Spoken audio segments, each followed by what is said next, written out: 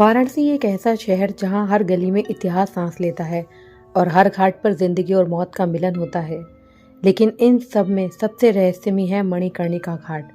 कहते हैं यह चिताएं कभी बुझती नहीं और कुछ आत्माएं कभी जाती नहीं। बात 2016 की है। राहुल दिल्ली का एक यंग जर्नलिस्ट था। हमेशा से अलौकिक चीजों में दिलचस्पी रखता था। उसने कई भूतिया जगहों पर रिपोर्टिंग की थी, लेकिन मणिकर्णिका घाट का नाम सुनते ही उसके अंदर एक अजीब सा डर और एक्साइटमेंट दोनों जाग उठे। एक दिन उसने ठान लिया, अब की बार कहानी नहीं, सच जानना है। वह वाराणसी पहुंचा। रात का समय था, लगभग 11 बजे थे। घाट की ओर जाते हुए उसने देखा कि चारों तरफ शमशान की राख हवा में उड़ रही थी और दूर दूर तक जलती हुई चिताएं नजर आ रही थी। घाट पर कदम रखते ही उसे ऐसा लगा जैसे कोई उसे देख रहा हो।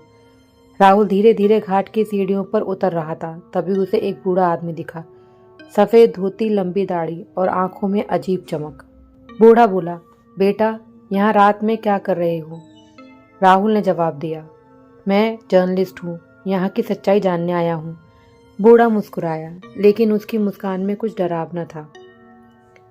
यहाँ की सच्चाई जानना आसान नहीं है। यहाँ सिर्फ शरीर नहीं, जलते कहानियां भी जलती हैं। राहुल को उसकी बातों में रहस्य लगा, लेकिन उसने ध्यान नहीं दिया। बात और गहरी हो चुकी थी। राहुल ने अपना कैमरा निकाला और रिकॉर्डिंग शुरू की। अचानक उसे लगा जैसे किसी ने उसके पीछे से फुसफुसाया हो, मत देखो। वह तुरंत पलटा, लेकिन वहां कोई नहीं था। उसका दिल तेजी से धड़कने लगा। उसने सोचा शायद उसका भ्रम है, लेकिन फिर उसने कैमरे में देखा, एक अधजली चिता के पास एक औरत खड़ी है, सफेद साड़ी में, बाल खुले हुए। राहुल ने कैमरा नीचे किया और वहां कोई नहीं था। डर के बावजूद राहुल आगे बढ़ा। उसने देखा एक चिता के पास एक छोटा बच्चा बैठा रो रहा है।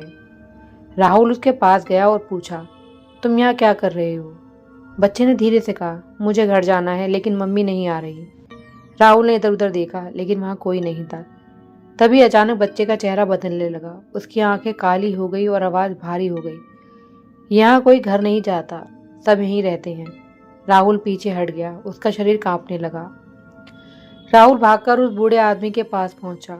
यहाँ कुछ गलत है, मैंने एक बच्चा देखा। बूढ़ा गंभीर हो गया।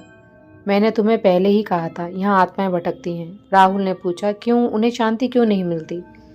बूढ़ा बोला, क्योंकि कुछ लोग अधूरी इच्छाओं के साथ मरते हैं और कुछ की मौत अचानक होती है। फिर उसने धीरे से कहा, और कुछ यहाँ जलाए ही नहीं जाते। रात के 2 बजे चारों तरफ सिर्फ चिताओं की आग और राख थी। अचानक तेज हवा चलने लगी। राख उड़कर राहुल के चेहरे पर गिरने लगी। उसने महसूस किया कि कोई उसके कंधे को पकड़ रहा है। वह पलटा और उसने देखा वही सफेद साड़ी वाली औरत उसके सामने खड़ी है।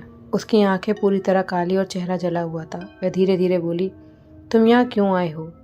राहुल के मुंह से आवाज तक नहीं निकली।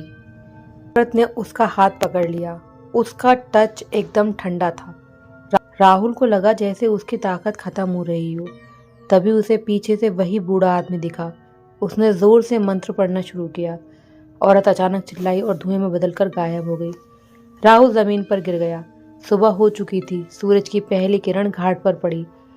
राहुल ने देखा कि वह बूढ़ा आदमी कहीं नहीं था। पास खड़े एक आदमी ने उससे पूछा, वो बूढ़ा बाबा कहाँ गए? आदमी ने आश्चर्य से कहा, यहाँ कोई बाबा नहीं रहता, लेकिन लोग कहते हैं कि सालों पहले एक साधु यहीं मरा था और आज भी आत्माओं की रक्षा करता है। राहुल सन्न रह गया। राहुल वापस अपने होटल पहुंचा और कैमरे की रिकॉर्डिंग देखने लगा। जो उसने देखा उसने उसकी जिंदगी बदल दी। वीडियो में राहुल अकेला नहीं था। उसके पीछे दर्जनों परछाई खड़ी थी और जब वह उस बूढ़े आदमी से बात कर रहा था तो वीडियो में वहां कोई नहीं था। कुछ दिनों तक राहुल ने अपनी रिपोर्ट लिखी, लेकिन उसने सच नहीं बताया, क्योंकि उसे समझ लिया कुछ सच्चाइयां बताने के लिए नहीं होती, सिर्फ महसूस करने के लिए होती हैं। आज भी अगर कोई मणिकर्णिका घाट जाता है तो उसे कभी कभी एक आवाज़ सुनाई देती है, मत देखो।